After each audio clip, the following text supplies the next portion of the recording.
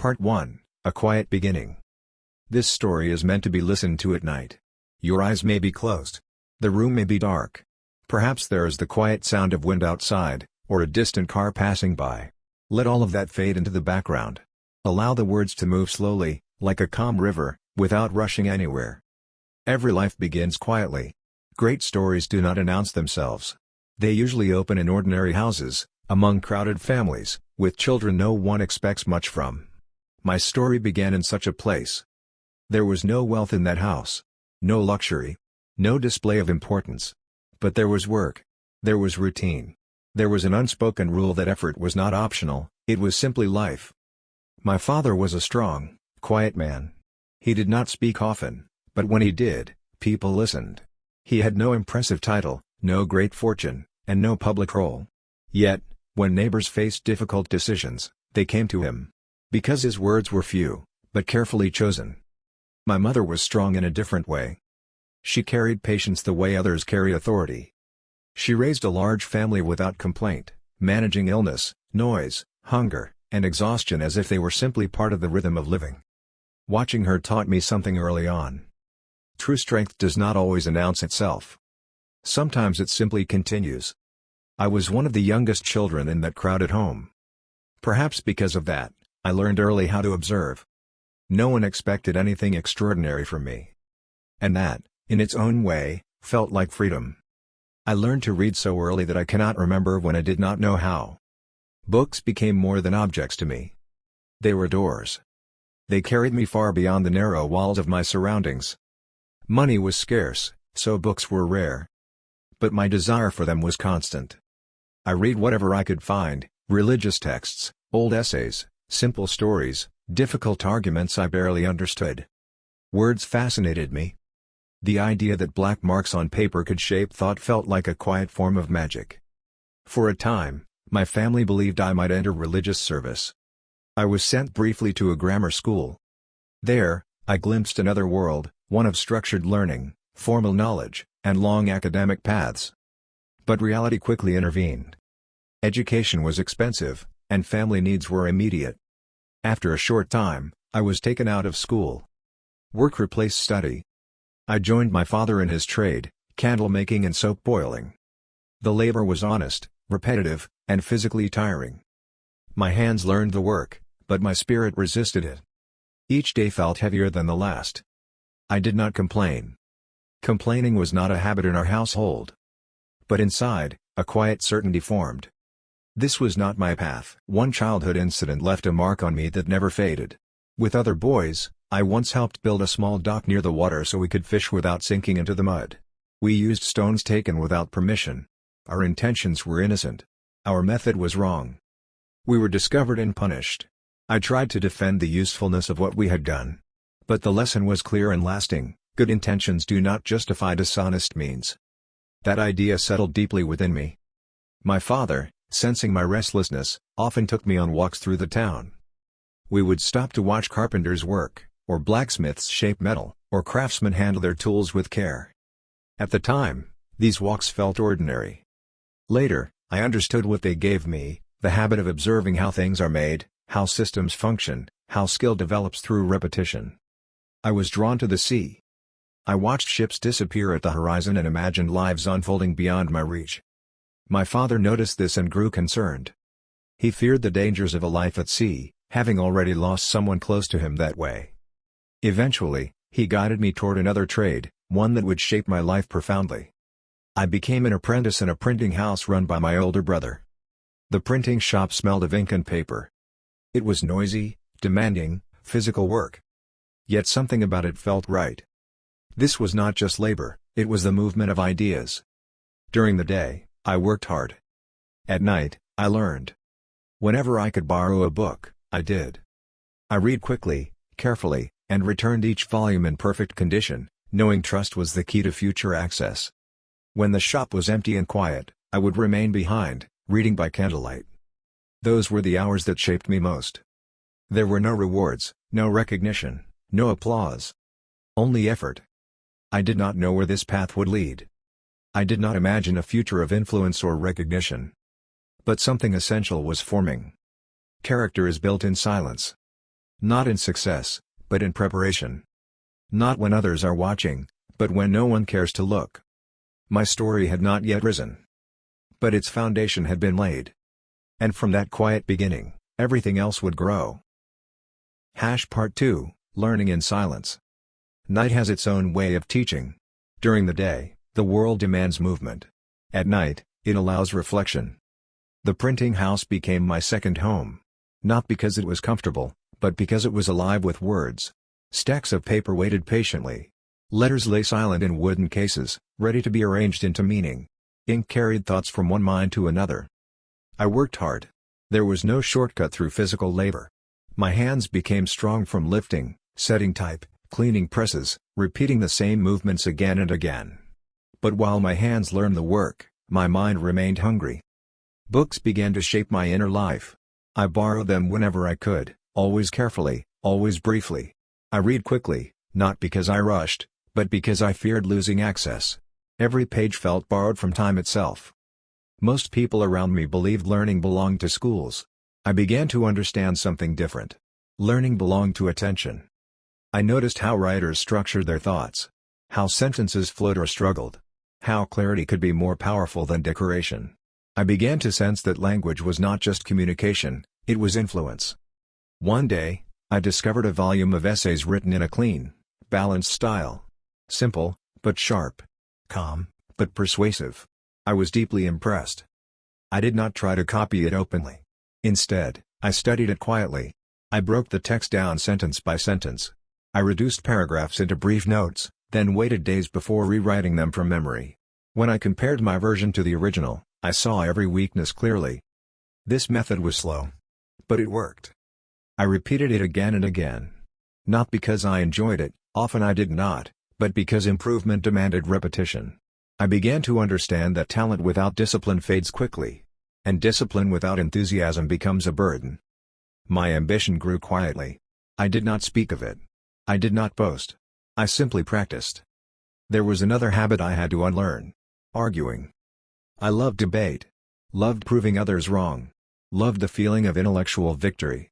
But over time, I noticed something troubling: winning arguments often meant losing people. I began to study not only how to speak, but how to persuade. And persuasion, I discovered, is rarely achieved through force. Certainty repels. Curiosity invites. So I softened my language. Instead of saying "you are wrong," I learned to say "it seems to me," or "I may be mistaken." But this change altered everything. People listened more closely. Resistance weakened. Conversations became bridges instead of battlefields. Another decision shaped my days profoundly: simplicity in living. I experimented with a modest diet, not from moral superiority, but practical insight. Eating less meant spending less. Spending less meant buying more books. Clearer meals brought clearer thoughts. While others rushed home for heavy dinners, I stayed behind. A piece of bread. A bit of fruit. Water. And silence. Those hours returned more to me than any luxury ever could. Slowly, quietly, my confidence grew. Not the loud kind, the dangerous kind, but a steady belief in my ability to improve. I understood my limitations. Even more important, I understood that limitations were temporary. Then came the newspaper. My brother ran it with help from friends who enjoyed writing essays and commentary. I listened to their conversations from the edge of the room. I heard their excitement when a piece was well received. I wanted to try, but I remained invisible. So I wrote anonymously. Carefully disguised my handwriting. Quietly slipped my work into the printing house at night. The next morning, I listened. They praised the writing. They debated who the author might be. Names were mentioned: educated men, respected figures. Mine was not among them. I felt no pride in that anonymity. Something better: confirmation. Eventually, my identity became known. Approval followed, and tension. Praise changes relationships. Power dynamics shift. The bond between my brother and me weakened. Authority replaced trust. Resentment began to grow, slowly, then all at once. At the same time, danger crept in. Words have consequences. Political commentary offended powerful people. Pressure tightened. I learned something important then: speech is never free. It always carries a price. As conflict increased, patience wore thin. The world that once felt safe began to feel narrow. Soon, I would make a decision that changed everything. But that belongs to the next part. Part 3, Leaving Home, Becoming Alone. There are moments in life when staying feels heavier than leaving. Not because leaving is easy, but because remaining would slowly close every door. I was still young when that moment arrived. The place that had shaped me began to restrain me. Tension filled the air, unspoken, unresolved, growing day by day. The printing house no longer felt like an opportunity. It felt like a cage. Authority had replaced trust. Familiarity had turned into pressure. Every conversation carried the weight of conflict. And with each passing week, I sensed that if I stayed, I would not grow, I would harden. I did not leave dramatically. There was no farewell speech, no grand declaration. Only a quiet decision, made inwardly, and then acted upon. I was 17. I had little money. No influence. No recommendations. Only a trade in my hands and a restless mind. Leaving meant becoming invisible. I sold a few belongings. Kept my plans hidden. Arranged passage quietly. When the ship finally departed, Boston receded without ceremony. The journey itself was difficult. Unreliable weather. Rough waters. Unexpected delays. At one point, we were forced off course, landing somewhere unintended. Even then, uncertainty followed closely behind. But something had already changed. For the first time, no one knew me. No expectations pressed against me. No history clung to my name. That freedom was unsettling, and powerful. I arrived in New York first. A city filled with movement and possibility. But opportunity there was thin. Work was scarce. Connections absent. I did not linger. Eventually, I made my way to Philadelphia. I arrived there tired. Hungry. Clothes worn. Shoes damp. My pockets nearly empty. I walked through the streets holding bread under my arms, unaware that this simple image would later be remembered and retold. At the time, it felt unremarkable. Just another hungry stranger in a growing city. People noticed me. Not with admiration, with curiosity. Perhaps even amusement. I did not care. What mattered was this: I had arrived. Philadelphia felt different. Less constrained. Less rigid. There was room to move here, not just physically, but inwardly. I found work quickly. My skill was real. My discipline evident. Printers recognized capacity when they saw it. Days filled again with labor, but this time without the weight of old conflict. Each hour carried a possibility rather than a memory. I found lodging. Modest, but enough. I ate simply. Saved carefully. And for the first time, I understood something essential. Being alone is not the same as being lost. Solitude can sharpen attention. Silence can clear thought. Detachment can reveal purpose. In the evenings, I walked through the city, observed its rhythm. Listened rather than spoke.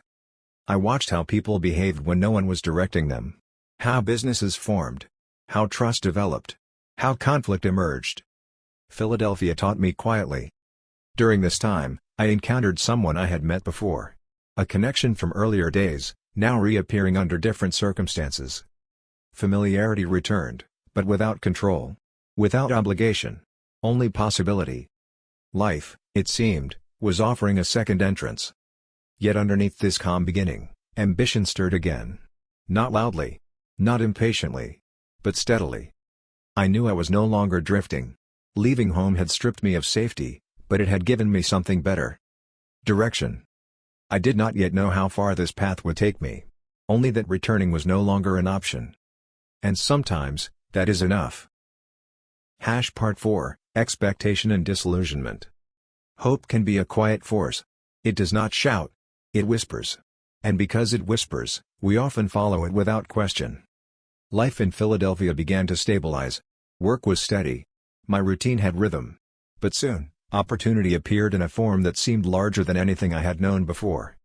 A man of influence noticed me. His words were convincing. His confidence persuasive. He spoke of advancement, of support, of future prospects that extended far beyond the limits of a printing shop. I listened. Perhaps I wanted to listen. It is easy, when young, to mistake promise for certainty. To believe that intention alone can replace preparation. I did not doubt his sincerity, but sincerity does not equal reliability. A plan was formed. I would travel abroad. Resources would be arranged. Letters of support would follow. The path ahead shone brightly, even if its foundations were unclear. So I left again. The ocean welcomed me with indifference. Journeys do not care about expectation. They unfold at their own pace. When I arrived, reality returned with stunning clarity. The promises did not travel with me. Support never arrived. Letters were missing. Funds non-existent. I stood once again in a foreign place with no safety net. This disappointment was different from the others. It cut deeper because it followed optimism. It was not hardship imposed by circumstance, it was misjudgment born of belief. There was no one to blame. So I adapted. I found work where I could. Accepted conditions without complaint. Learned once more how to rely entirely on myself. The environment was sharp, demanding, and unforgiving. But it refined me. I worked hard. Observed closely. Learned from failure without dramatizing it. Gradually, understanding replaced irritation. I realized that misplaced trust had been my lesson to earn. That credibility must be verified, not assumed. That independence is safest when it is not borrowed. This period stripped away arrogance I did not know I carried. It replaced it with something quieter, resilience. At night, when exhaustion pressed heavily, reflection emerged. I examined not only events, but my reactions to them. Disappointment, I learned, becomes destructive only when resisted. Accepted honestly, it clarifies vision. Though circumstances were harsh, the experience enriched me. I learned more from this period than from many comfortable years. Eventually, the time came to return. Not in triumph. Not in victory. But in clarity. I carried no illusions back with me. Only experience. And that, I would later understand, was the true reward. Part 5, Building Stability. Returning is not the same as going back. When I came home again, I was not the same person who had left. I carried fewer expectations, fewer illusions, and much clearer sight. I returned quietly. No stories of triumph. No need to explain failure. Only the steady intention to rebuild. I worked. Immediately. Relentlessly. This time, I approached labor differently.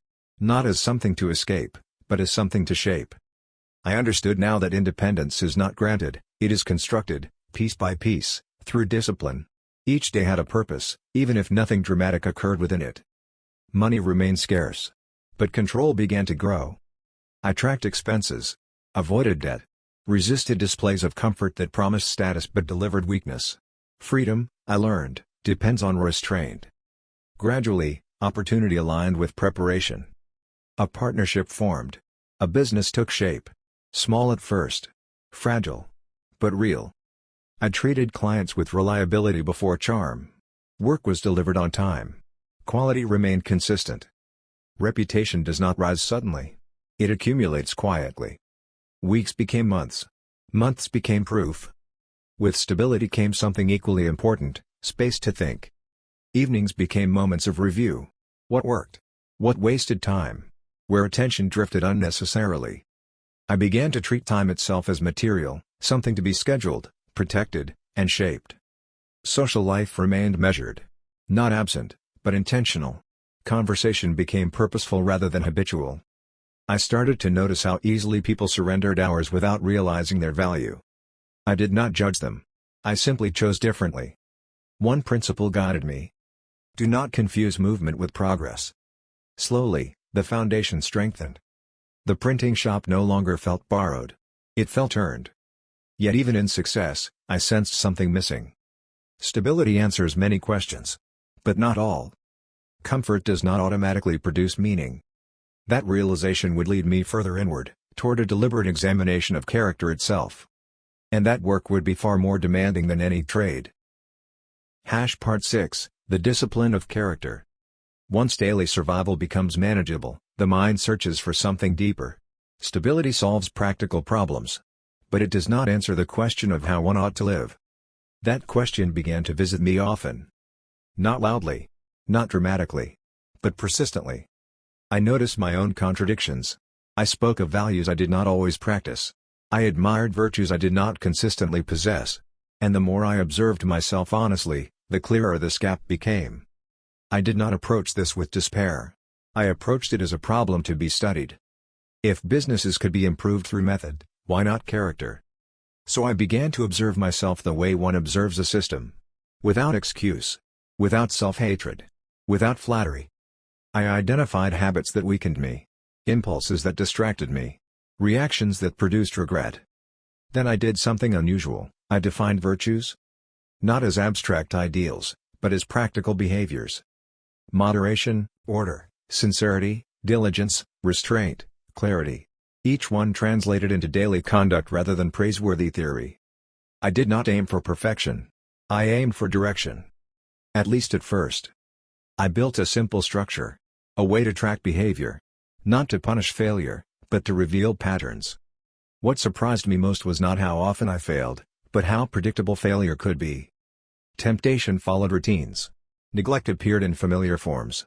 Weakness repeated itself faithfully. And in that repetition, opportunity emerged. I understood then that improvement does not require harshness. It requires awareness. Slow progress replaced dramatic resolution. Sometimes I succeeded. Sometimes I did not. But over time, something changed. Self-control expanded. Not rigidly. Not unnaturally. But steadily. I learned that discipline is most effective when it is quiet. Public declarations exhaust intention. Private consistency strengthens it. Perfection remained unreachable. And that, ironically, was a relief. Because the value was not in becoming flawless, it was in becoming attentive. I accepted that weakness never disappears entirely. It only changes its form. And so the effort must continue. Not obsessively. Not impatiently. But deliberately. This inner work influenced everything else. My speech softened. My judgment slowed. My ambition matured. I no longer chased recognition. I respected sustainability. Soon, my focus would expand outward again. From self to society. From improvement to usefulness.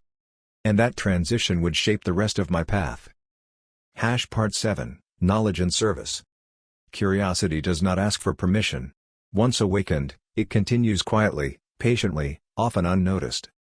My attention began to move outward again, not away from character, but beyond it.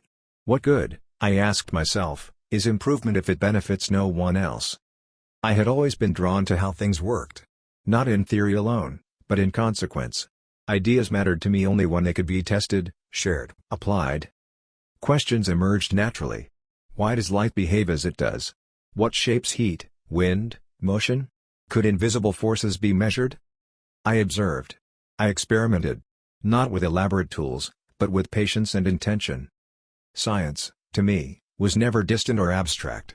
It was present. Alive. Intertwined with daily life.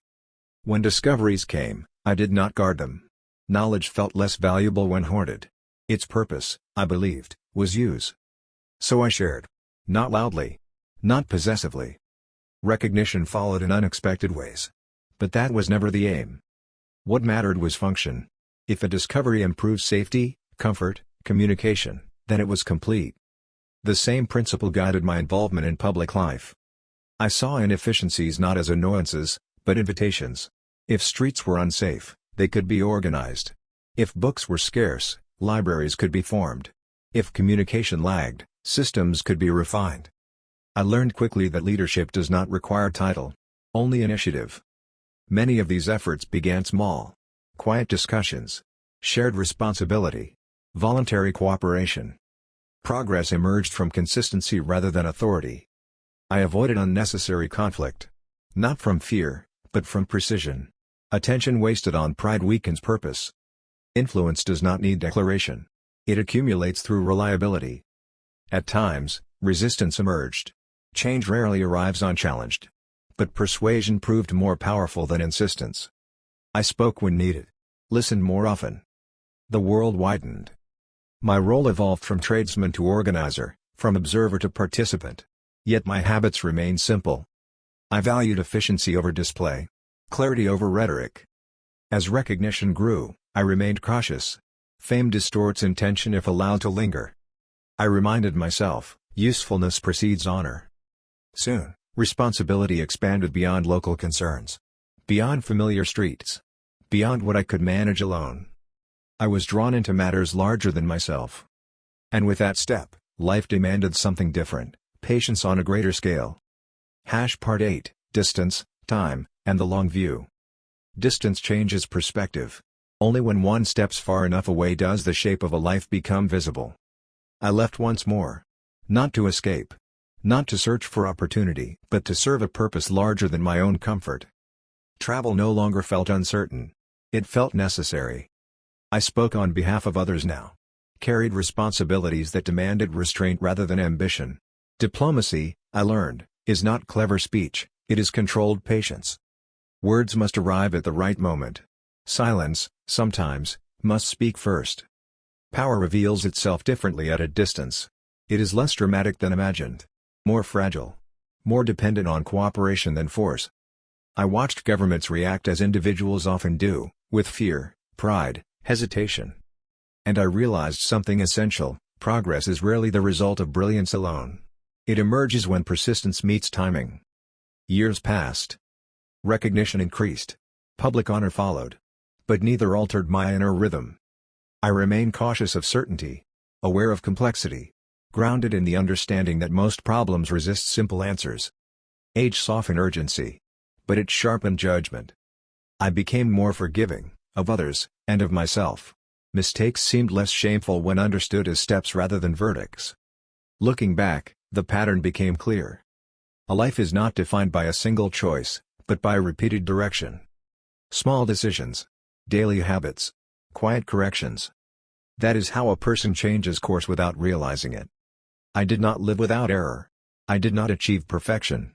But I learned to adjust. And that, perhaps, is the nearest thing to wisdom. As time slowed, reflection deepened. We are not remembered for what we possess, but for what we enable.